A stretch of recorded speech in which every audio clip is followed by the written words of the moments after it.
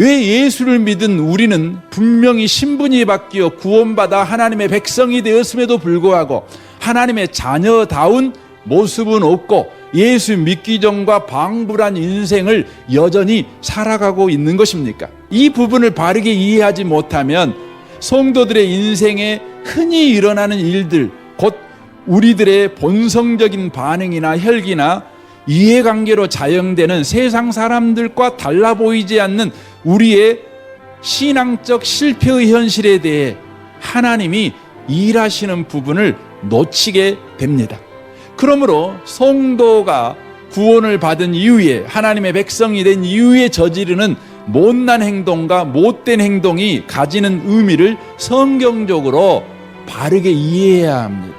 고린도후서 4장 6절입니다. 어두운 데서 빛이라 말씀하시던 그 하나님께서 예수 그리스도의 얼굴에 있는 하나님의 영광을 아는 빛을 우리 마음에 비추셨느니라. 우리가 이 보배를 질그릇에 가졌으니 이는 심히 큰 능력은 하나님께 있고 우리에게 있지 아니함을 알게 하려 함이라 라고 말씀합니다.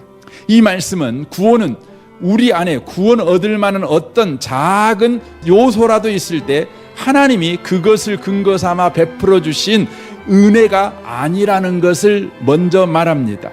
우리 안에는 어두움밖에 없었는데 어두운 데서 빛을 비추라 하신 것처럼 아무것도 없는데 그 하나님께서 예수 그리스도의 얼굴에 있는 하나님의 영광을 아는 빛을 우리 마음에 비춰버렸습니다.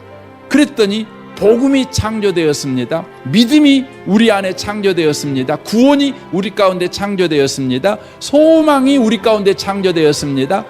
우리 가운데 하나님을 아버지라고 부르는 바로 자녀됨이 창조되었습니다.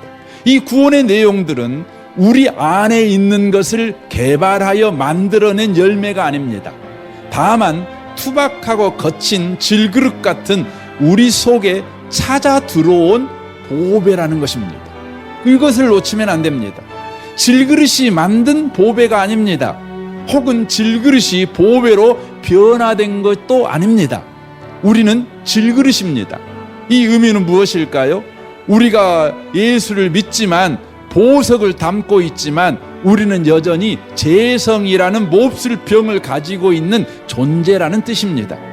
우리는 예수님이 다시 오시고 우리가 신령한 몸으로 부활하기 전까지 이 본성적인 죄성을 다 해결하지 못하고 쩔쩔매며 사는 존재라는 의미입니다. 그래서 우리가 비록 구원받은 하나님의 자녀라는 신분을 가지고 있지만 우리의 상태는 여전히 신앙적 실패를 하는 사람들이라는 것입니다. 그래서 죄에게 무력하게 넘어지고 실패하고 좌절하는 현실 속에 사는 자신을 볼 때 너무너무 힘이 듭니다. 하나님 왜 그러세요? 하고 우리는 질문하고 싶습니다. 이 질문에 대해 하나님이 바울을 통해 이렇게 대답하십니다. 고린도후서 1장 8절입니다. 형제들아, 우리가 아시아에서 당한 환난을 너희가 모르기를 원하지 아니하노니 힘에 겹도록 심한 고난을 당하여 살 소망까지 끊어지고 우리는 우리 자신이 사형 선고 받은 줄 알았으니 이는 우리로 자기를 의지하지 말고 오직 죽은 자를 다시 살리시는 하나님만 의지하게 하심이라. 이렇게 대답하십니다. 바울은 자신의 능력으로는 감당할 수 없는 수준의 현실을 겪고 있습니다. 이 현실은 바울을 무너뜨렸습니다. 그런데 이 무너져 내리는 자신을 경험하면서 하나님의 일하심을 알았습니다. 바로 질그릇임을 확인하게 하셨다는 것입니다.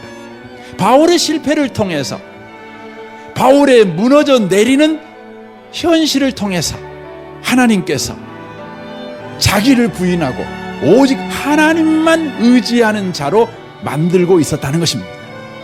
하나님은 우리의 실패와 넘어짐과 부서지는 현실을 통해 세상 것이 내용이 되고 사람이 근거가 되고 자신의 소원이 목표가 되는 인생과 현실을 사는 사람에서 하나님만이 이유가 되고 하나님만이 목적이 되고 하나님만이 내용이 되는 현실과 인생을 사는 사람으로 만들어 가시는 일을 하고 계신다는 것입니다.